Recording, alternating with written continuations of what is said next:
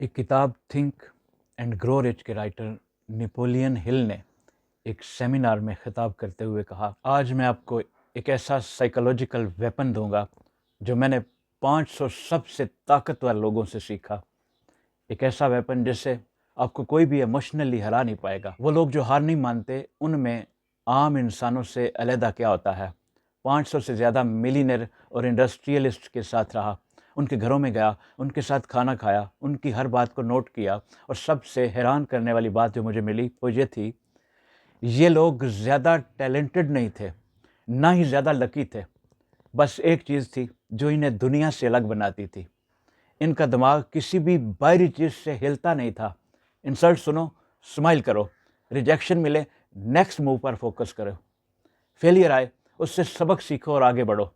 जैसे इनके अंदर कोई स्विच हो जो इमोशंस को कंट्रोल करता हो। और आज मैं आपको वो स्विच देने वाला हूँ कि जब मुझे समझ आया असल ताकत क्या होती है। 1937 की बात है। मैं एक छोटे से होटल रूम में बैठा था, अकेला, टूटा हुआ, हारा हुआ। मेरी किताब थिंक एंड ग्रो रिच को पब्लिश करने के लिए कोई तैयार नहीं था। हर पब्लिशर ने रिजेक्ट कर दिया था। ये बिकेगी नहीं नेपोलियन, कौन पढ़ेगा ये फ़लसफ़ियाना बातें, लोग प्रैक्टिकल चीज़ें चाहते हैं। उस रात में टूट गया था। 20 साल की मेहनत, 500 लोगों के इंटरव्यूज़, सब बेकार लग रहे थे।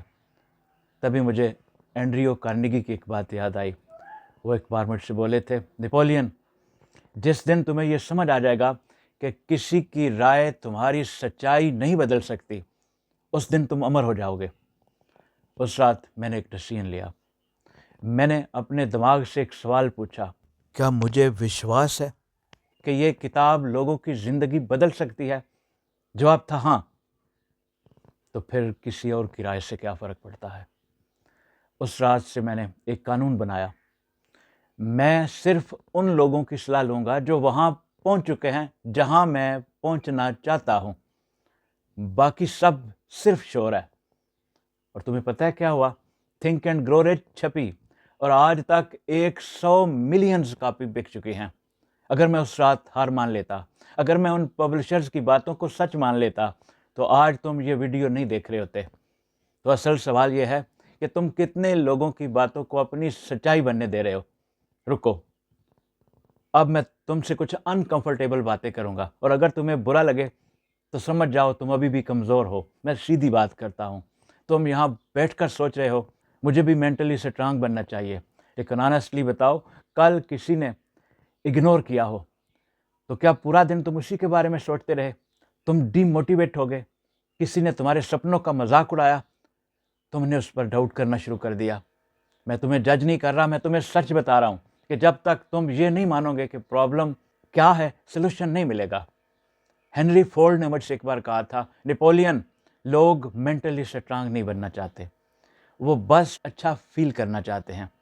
इसीलिए वो मोटिवेशनल वीडियोस देखते हैं, 2 दिन एक्साइटेड रहते हैं, फिर वापस वही पुराने पैटर्न पर आ जाते हैं। ये सुनकर मुझे बुरा लगा था, लेकिन ये सच था। और अगर तुम सच में बदलना चाहते हो तो अब से हर बात को पर्सनली लो, हर रिजेक्शन को, हर क्रिटिसिज्म को, हर फेलियर को, और फिर खुद से पूछो, क्या ये मेरे अल्टीमेट गोल को अफेक्ट कर रही है? ज़्यादातर केसेस में आंसर होगा नहीं। तो फिर क्यों वेस्ट कर रहे हो अपनी एनर्जी? रॉक फेलर का सीक्रेट, एक दिन मैं उनके ऑफिस में था, उनके सामने ही किसी ने आकर बहुत बुरी खबर दी, मिस्टर रॉक फेलर, आपकी एक बड़ी डील फेल हो गई है, करोड़ों का नुकसान हो गया है। मैं शॉक्ड था। मैं सोच रहा था कि अब रॉक फेलर गुस्सा होंगे, चिल्लाएंगे, कुछ तोड़ेंगे। लेकिन क्या हुआ? रॉक फेलर ने बस 5 सेकंड रुक कर आंखें बंद की, फिर आंखें खोली और स्माइल किया और बोले, ओके, नेक्स्ट क्या करना है? बस इतना कहा।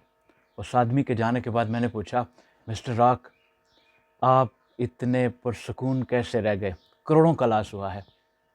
वो मुस्कुराए और बोले, नेपोलियन, मैंने खुद को एक रूल सिखाया है, जब भी कोई बुरी खबर आए मैं खुद को 5 सेकंड देता हूँ। उन 5 सेकंड्स में मैं खुद को फील करने देता हूँ, गुस्सा, दुख, फ्रस्ट्रेशन, जो भी हो। लेकिन 5 सेकंड के बाद मैं उसे डिलीट कर देता हूँ और फिर मैं सिर्फ सॉल्यूशन पर फोकस करता हूँ, प्रॉब्लम पर नहीं। इमोशन एक वेव है जो आती है और चली जाती है, लेकिन अगर तुम उसे पकड़ कर बैठ गए तो वो तुम्हें डुबो देगी।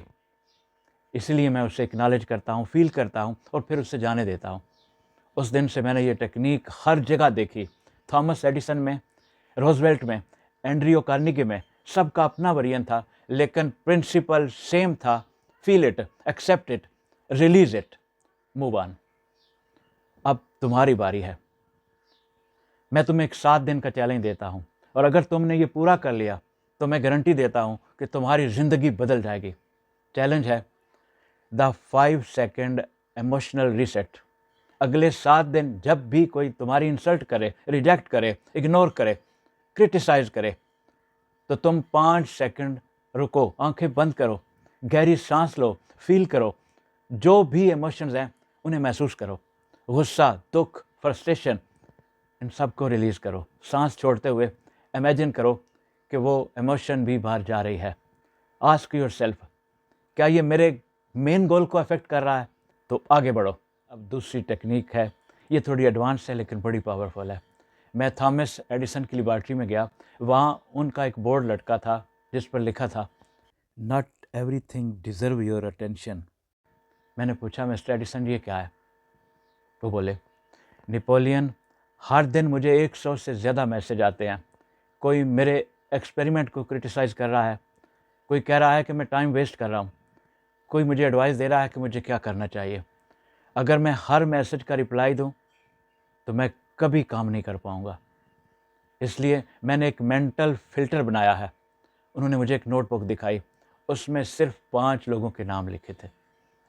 एडिसन बोले, क्योंकि ये मेरे फील्ड के एक्सपर्ट हैं, इन्होंने कुछ अचीव कर रखा है, इनकी इंटेंशंस अच्छी हैं, ये मुझसे आगे हैं, इनकी एडवाइस काम की है, बाकी सब सिर्फ ओपिनियंस हैं। मैं समझ गया, इतना सिंपल सिस्टम और इतना इफेक्टिव सिस्टम। एडिसन ने मुझे एक और चीज़ बताई, नेपोलियन, तुम जानते हो सबसे बड़ा टाइम वेस्ट क्या है? उन लोगों को कन्विंस करना जो तुम्हारी जर्नी पर नहीं है, जो तुम्हारे विजन को नहीं समझते, जो तुम्हारे लेवल पर नहीं है। उन्हें तुम्हें समझने की ज़रूरत नहीं, तुम्हें उन्हें समझाने की भी ज़रूरत नहीं। बस अपना काम करो, रिजल्ट से बोलो। उस दिन मुझे समझ आया, सबसे बड़ी फ्रीडम यह है कि तुम्हें हर किसी को जस्टिफाई नहीं करना पड़ता। अब मैं तुम्हें अपनी ज़िंदगी का सबसे पेनफुल मूवमेंट बताता हूँ जो सब कुछ बदल देता है। 1929 में सब कुछ खो दिया, मेरा घर, मेरी सेविंग्स, मेरा बिजनेस। लोग मुझ पर हंस रहे थे। देखो, Napoleon Hill think and grow rich लिखता है लेकिन खुद गरीब है, मोटिवेशनल स्पीकर है लेकिन खुद टूट गया। उन दिनों एक छोटे से अपार्टमेंट में रहता था, कई दिन भूखा सोया, एक रात में टूट गया। मैंने सोचा शायद वो लोग सही हैं, शायद मैं फ्रॉड हूँ। उस रात मुझे नींद नहीं आई। सुबह 4 बजे मैं उठा, मैंने अपनी सारी नोटबुक्स निकाली, वो 20 साल की रिसर्च, 500 इंटरव्यूज़, हज़ारों पेज। मैंने एक एक पेज पढ़ा, एंड्रियो कार्नेगी के वर्ड्स, हेनरी फोर्ड्स की एडवाइस, रॉकफेलर की फ़िलासफ़ी। और सुबह 6 बजे मुझे अपना जवाब मिल गया कि मैं वो प्रिंसिपल सिखा रहा था जिन्हें मैं खुद पर लागू नहीं किया था। अब असली टेस्ट था, क्या मैं वो करूँगा जो मैं दूसरों को बोल रहा हूँ? उस दिन से मैंने डिसीजन लिया, मैं अपनी फ़िलासफ़ी को प्रूव नहीं करूँगा, मैं इसे लाइव करूँगा। और अगले 3 साल में मैं वापस खड़ा हो गया कि मैंने वो सब अप्लाई किया जो मैंने सीखा था। और आज मेरी किताबें 100 मिलियन से ज़्यादा लोगों को इंस्पायर कर चुकी हैं। अब आखिरी और सबसे पावरफुल टेक्निक, ये मैंने थियोडोर रूज़वेल्ट से सीखी। वो अमेरिका के प्रेसिडेंट थे।